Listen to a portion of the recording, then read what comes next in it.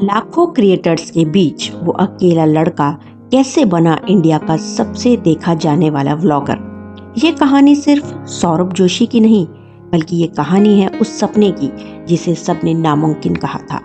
सौरभ जोशी का जन्म 8 सितंबर 1999 को पोसानी के एक छोटे से गांव में हुआ था। यह गांव उत्तराखंड के बागेश्वर जिले में है। 1997 में उनके पिता काम की तलाश में दिल्ली आ गए थे। परिवार की आर्थिक स्थिति अच्छी नहीं थी। उनके पिता रात दिन मजदूरी किया करते थे। परिवार में सौरभ के अलावा पिता, माँ हेमा जोशी, भाई साहिल के साथ चचेरा भाई पीयूष, दादा और दादी भी हैं। दिल्ली में कुछ साल बिताने के बाद सौरभ जोशी के पिता हरियाणा के हासी शहर में चले आए।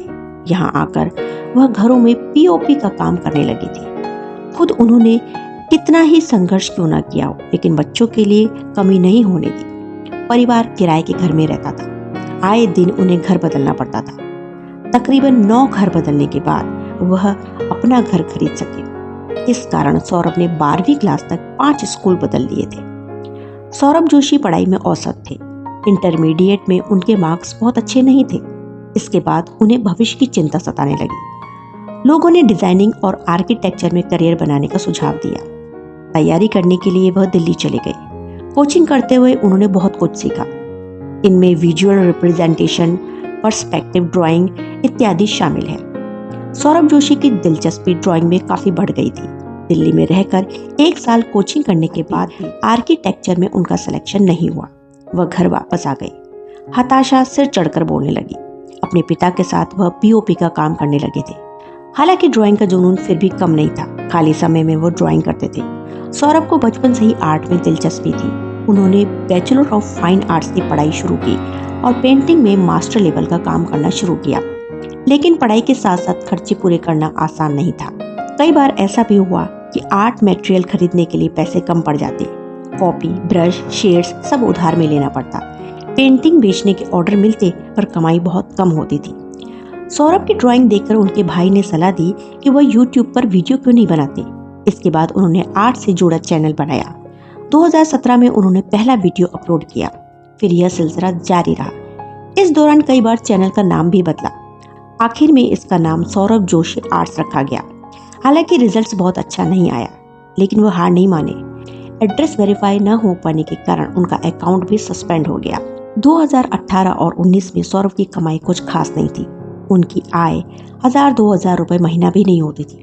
कई दिनों तक उनकी जेब में सिर्फ 50 से 100 रुपए रहते थे। लेकिन इस लड़के के अंदर एक आग थी। कुछ बड़ा करना है, किसी दिन खुद को साबित करना है। फिर 2020 में लॉकडाउन लगा।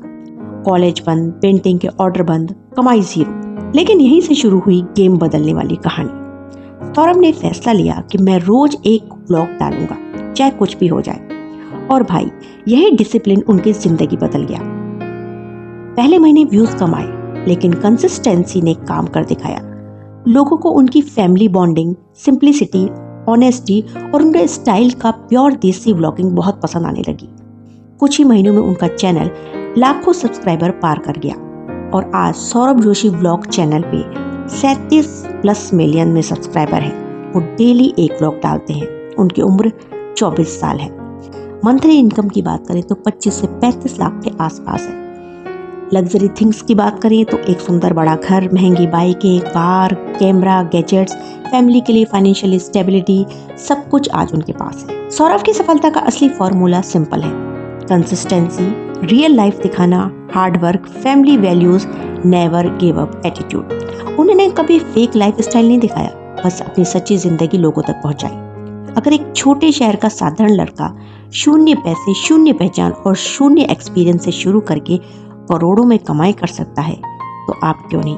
बस चाहिए एक स्किल, एक डेडिकेशन और रोज थोड़ा सा इम्प्रूव होने का जज्बा। याद रखना, सफलता किसी को भी रातों रात नहीं मिलती, लेकिन रोज 1% बेहतर होने वाले लोग एक दिन दुनिया को हैरान कर देते हैं। और सौरभ जोशी इसका सबसे बड़ा प्रमाण है। वीडियो अच्छी लगी हो तो लाइक, शेयर और सब्सक्राइब करना ना भूलिएगा। Thanks for watching.